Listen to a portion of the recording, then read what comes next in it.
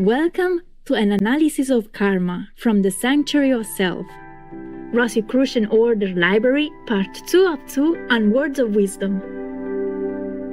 The ancient mystical order Rosicrucis, also known as the Rosicrucian Order, AMORC, is a worldwide cultural, educational, and philosophical organization that is perpetuating the profound and practical teachings of the Rosicrucians. These teachings, as passed down and added to over the centuries from ancient Egypt to Europe and now all over the world, pertain to the mysteries of the universe, nature, and humans themselves.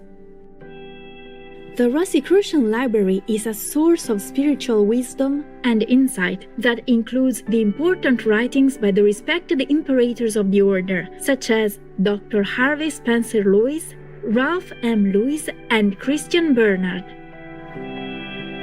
Let us now continue Chapter 9, entitled Karma in Effect, from Frater Ralph M. Lewis's book, The Sanctuary of Self, with more insight into the cause and effect of karma and ways to lead a more harmonious and righteous life, as well as how the decisions of nations greatly affect the karmic consequences of their people.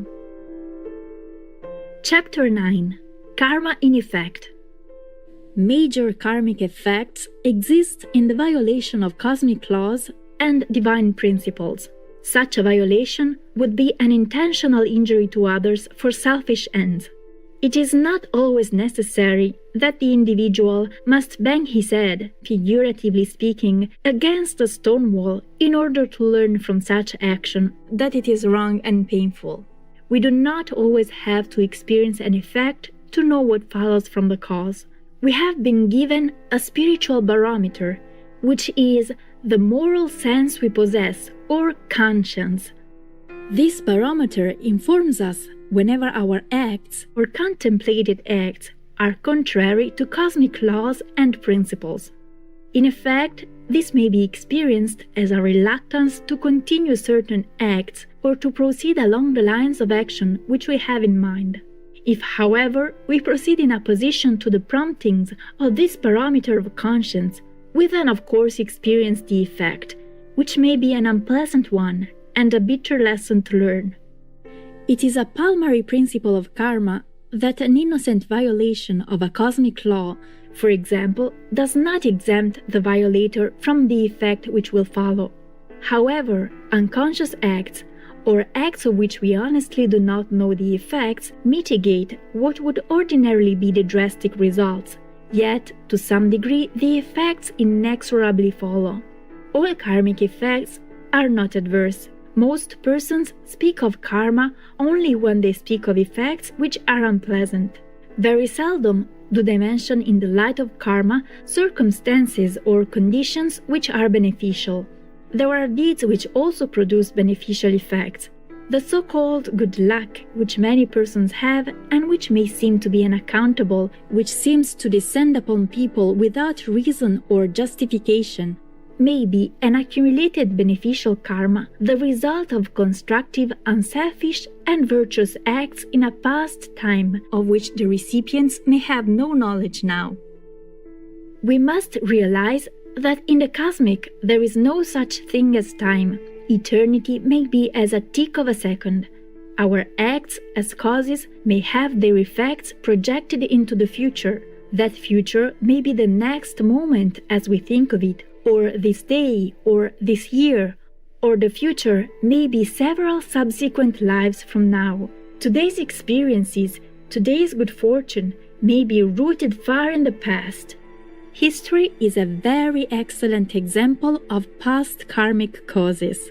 Society, civilization, puts into motion certain causes by reason of the things which the people do under the influence of their express wishes, the laws they enact or which they permit their leaders to enact. The effects of such causes may occur several generations later. Most wars, which in their origin seem to perplex the average layman, can be explained by the doctrine of karma. They are a matter of cause and effect. A selfish disregard by a people or a nation of the international situation in general may be one cause. If we let a people of another nation starve merely because within the boundaries which we have inscribed about us, if there are many natural resources which make us indifferent, or if we set up enormous tariff walls shutting out a few products which such people need to sell for their sustenance and their comforts, then by that cause we may experience a karmic effect in years to come. If we let other nations attain a balance of power whereby they oppress others and monopolize that which other peoples need, merely because it does not affect us directly, we are also instituting causes which will produce the karmic effects of war. Eventually, there will be conflagration, envy, and hatred. The result of our acts will break forth into flames that will sear us. It is the equivalent of negligently allowing oily rags to collect in a tight closet, which as causes finally produce the effect of spontaneous combustion. Thus, nations composed of individuals create karma for themselves. The innocent peoples in such a nation are enmeshed in the war and the effects which follow. It is to be hoped that the plans now slowly being formulated for a one world will be free from those weaknesses of human nature, envy, power, and selfishness, which otherwise a few years hence might produce the same effects karmically as were experienced in World War II. If the elements of pacts as causes are not intelligent, impersonal, and motivated by humanitarian ideals, they will be the means of precipitating another war, at which time many millions of innocent persons again will and must experience the karmic effects of the society of this generation. When we experience misfortune, when we encounter adversity, we should not be embittered, we should not try to affix the responsibility on others, but inquire into the nature of the conditions, of the causes, which may have brought about the misfortune. Analyze the effects intelligently for the determination of the cause.